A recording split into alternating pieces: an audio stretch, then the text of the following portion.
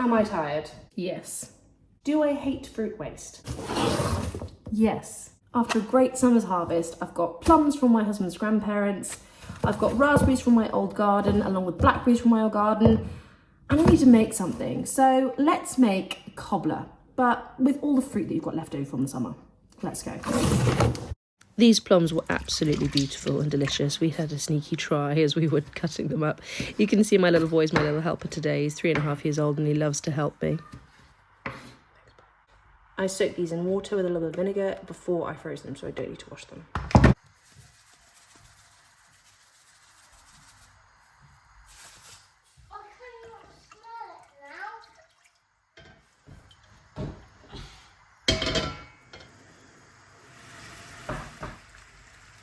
Can you see now that it's starting to brown around the edges? This means the caramel's starting to do. I'm not gonna fuss too much. So if you're stressed about doing caramel, just skip this step and just put all the fruit in, ready with your sugar and your butter. That's absolutely fine. I just find this gives it an extra delicious flavour. So I'm just gonna make sure that my caramel really kind of caramelises at a similar rate. Don't want it to be burnt on one side and not on the other. Some people say not to touch caramel. Personally, that's not my experience. As you can see, we're really close to being done now with the caramel. We don't need to go too far with it and we don't need to risk it. It's a really lovely colour. It's golden, which is perfect. And in about 20 seconds, I'm going to put my fruit in.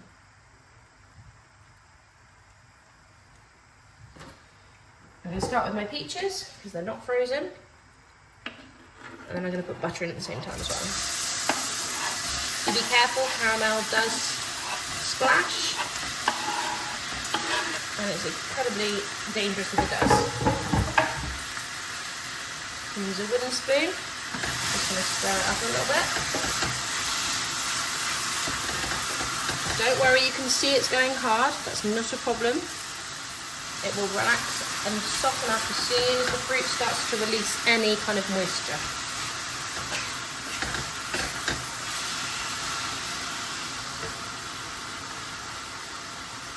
I'm also going to add a nice chunk of butter.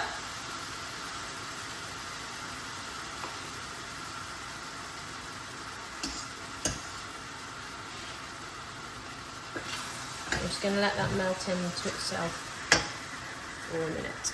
You can see already that the fruit is releasing all of this moisture, and the caramel and the fruit are kind of melding together, and the caramel is already beginning to re-caramelise into, not some clump. I've got a few clumps here, and they will just completely melt away in a matter of minutes. So do not stress when that happens. My peach is looking good, so I'm going to add my raspberries and blackberries.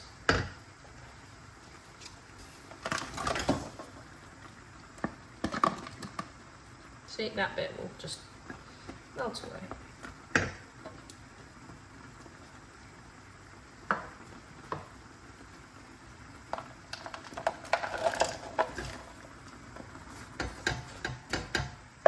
This will take a few more minutes to come back up to temperature because obviously I've just put a bunch of frozen fruit in, but again, not to worry. So let it do its thing, release water, and just melt nicely in together. It's been literally about a minute since I put everything in, and as you can see on my gas hob, everything cooks very fast. If you've got something electric, it might take a little bit longer, not to worry. Just let it all bake, or not bake rather, let it all cook nicely together, and just leave it and stir it every couple of minutes. And you can add sugar if you taste it and you think that's really tart or bitter. By all means, add extra sugar to your recipe. You see, I've put another knob of butter, which brings the total up to around 60 grams of butter. Again, more or less to your taste, there's no problem either. Now this is now very liquid, so I'm actually going to continue to cook it down until it's got a little bit less liquid, because I think that that's just kind of going to be like a soup, a fruit soup at that point. So I'm going to cook it down a bit. My fruit has just been out on the side overnight, cooling down. I didn't want to make the cobbler on the same day as I did my fruit, so that's absolutely fine. You can cook it on the same day and make the cobbler on the same day, or you can do as I did and leave it overnight and make the cobbler the next day. So let's get started on the batter. So I want 360 grams of butter and I'm going to melt it. When you do melt it, be careful not to have it too hot, as if it is too hot, you might just find that you scramble your eggs a little bit and kind of kill off your starter, which doesn't matter too much, but I think it's best not to kill off the starter entirely. 360 we want. That's because I'm doubling the recipe, just so you know. It should be 180 grams of butter.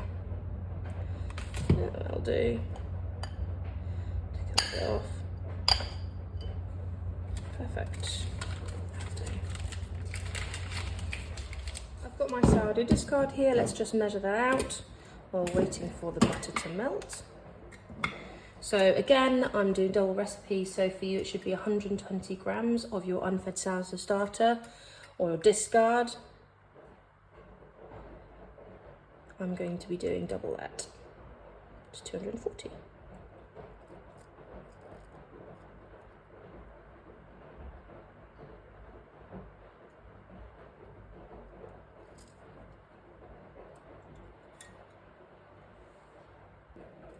Make sure I get the dregs.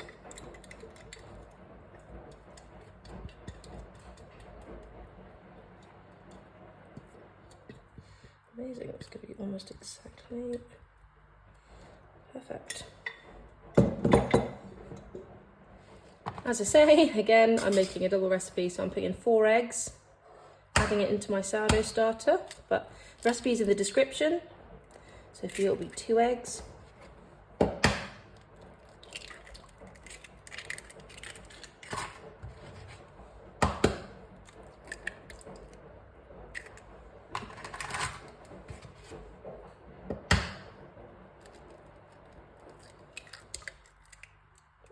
And then just whisk it up together.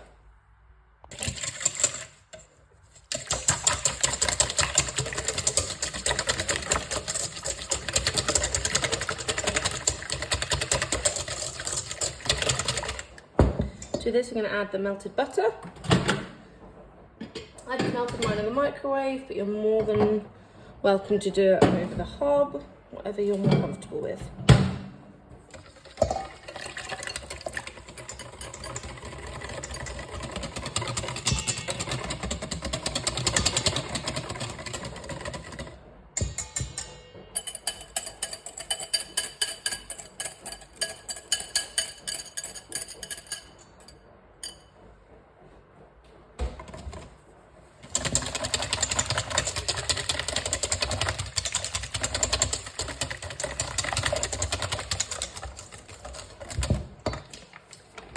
In goes the plain flour. So you're going to want 120 grams of plain flour or all-purpose flour. I'm doing 240.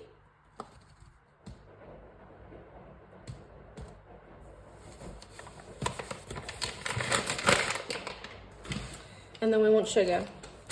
So in the recipe I said brown sugar. I'm going to do a mixture of demerara brown sugar and light soft brown sugar. To be honest, I'm a big believer in whatever you've got. If you've got caster sugar, use caster sugar. I like to use brown sugar, but honestly, use what you've got and what you've got most of and what you fancy using up. So mix it up a little bit and in goes my brown sugar. I'm going to do half and half. So it's 150 grams of sugar, whatever type of sugar you want. So I'm going to do half and half.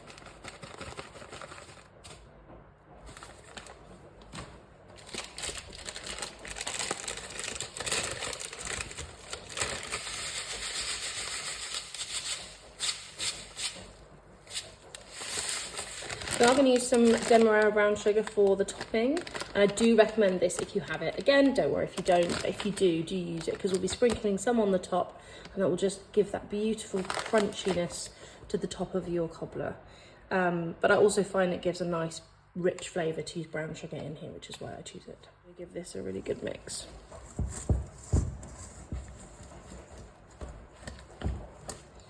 So it's all quite nicely mixed. You can see the batter's fairly thick still, so I'm going to relax it with a splash of milk. Doesn't need to be much, about a tablespoon or 2. Traditionally, cobbler batter is a little thicker, so do feel free to leave this step out.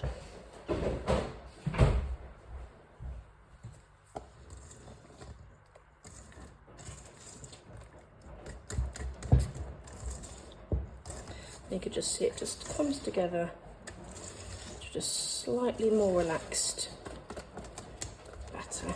Nice. Lovely.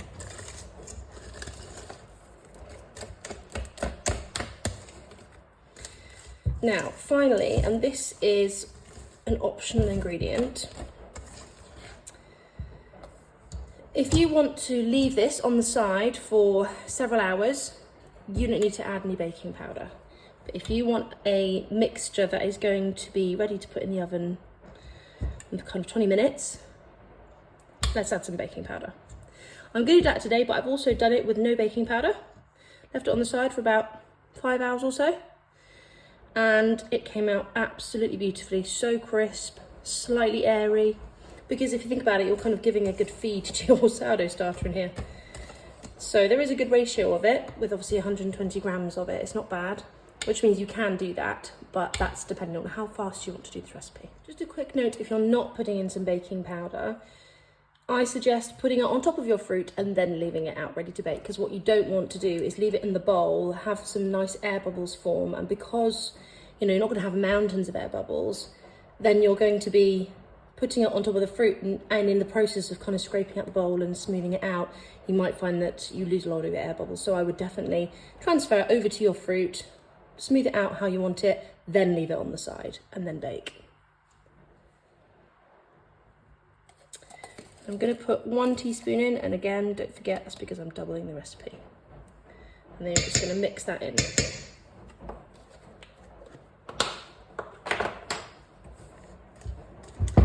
I still am going to leave this, once I've put it over the fruit, on the countertop for 20 minutes, half an hour, up to an hour. But I wouldn't leave it much longer, I don't think it needs it. And also then the baking powder might find that you're losing the effect of that as well. So you don't want to leave it too long on the side. Beautifully incorporated, and it's ready to put on top of our fruit. Now, before I forget, I was a bit distracted last night as I was also cooking dinner, so I overcooked my fruit. So I've got some extra beautiful bombing blackberries here, which I'm going to add to my fruit because I like a little bit of texture. With apples, it's a lot harder to do. The apples don't bake down so quickly, but with the berries, they have baked down very fast. So I don't want a soup. And so I'm going to put some extra fruit in there that are whole, and hopefully that'll give it a little bit of texture and bite that I would like. Just a note to try and keep back some fruit, and make sure you do that if you are going to do it with something like berries.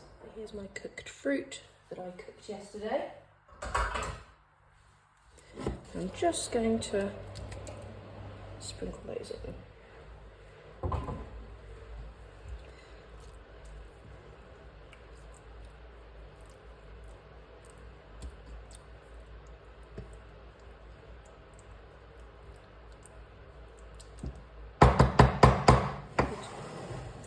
So I'm actually going to use 2 different containers. So this one I'm going to use today and bake today, and this one I'm actually going to put it in and I'm going to freeze it, because cobbler can freeze nicely, which is helpful.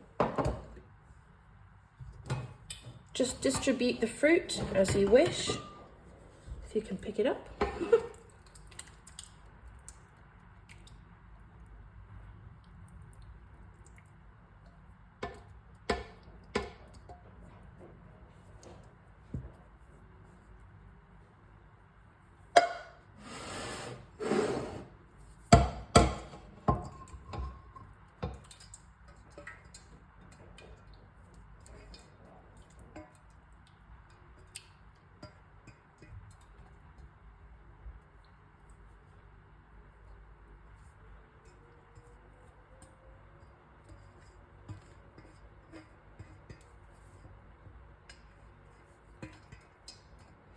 Just getting those last dregs out.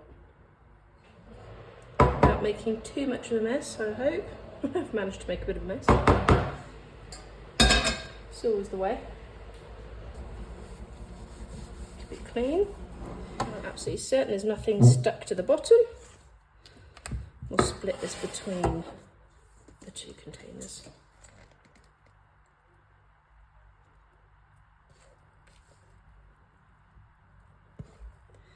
Personally, I like my cobbler topping quite thick, like I like my crumble.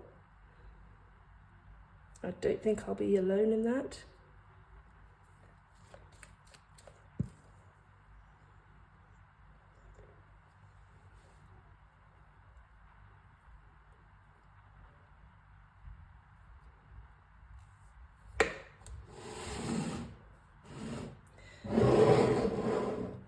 Don't forget, in a minute we will be sprinkling some brown sugar on the top.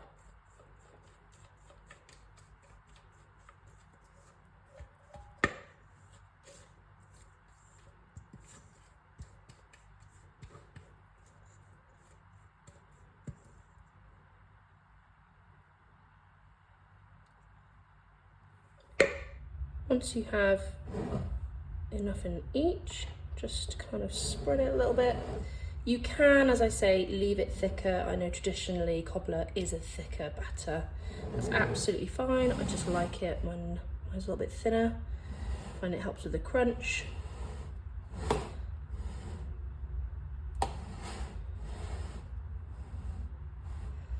And then just to finish off, we're going to sprinkle some brown sugar on top. Now with your demerara sugar, you just want to sprinkle a fine layer on top of both.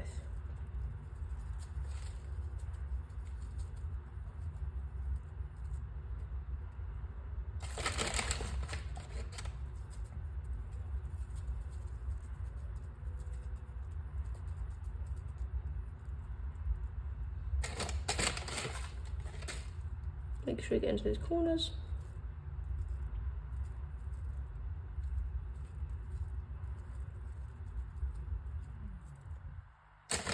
Perfect. And the same on the other one.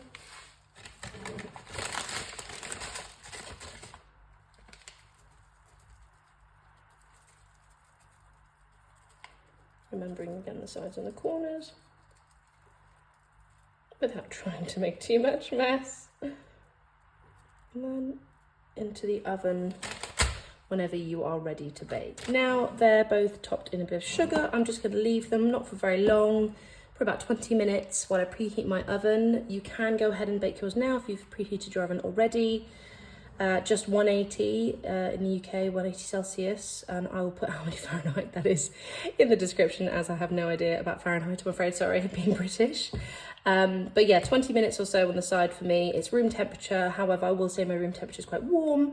That will just help kickstart the process a little bit in terms of the starter, perhaps creating 1 or 2 bubbles. And then we're going to bake.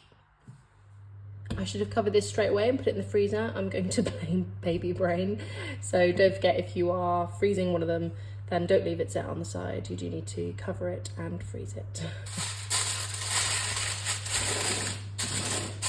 And into the freezer this goes, and can keep up to 3 months. Now that my oven is nicely preheated at 180, let's go and cook this beautiful thing up. Right, the cobbler has been in for about 45-50 minutes now, and it seems lovely and done. I've poked it twice just to double check it wasn't coming out with any batter on it, which it doesn't seem to be, so I'm going to cut into it. Very excited and have some for our pudding on Sunday evening.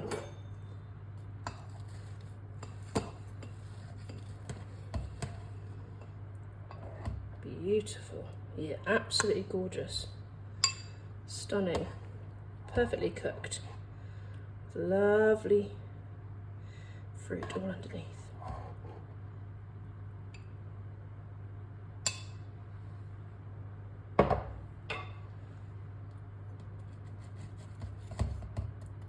Can you hear the top?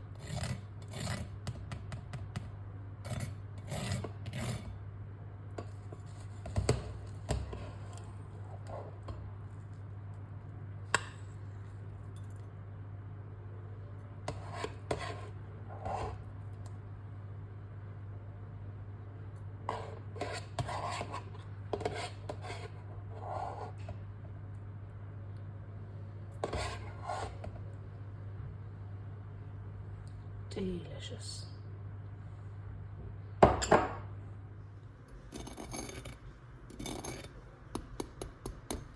Please do subscribe to my channel and like this video if you enjoyed it. If you make it, please do let me know how you got on and how the results were, and I hope you enjoyed it as much as my friends did and I did. My friends certainly told me it was absolutely delicious, which I'm glad of.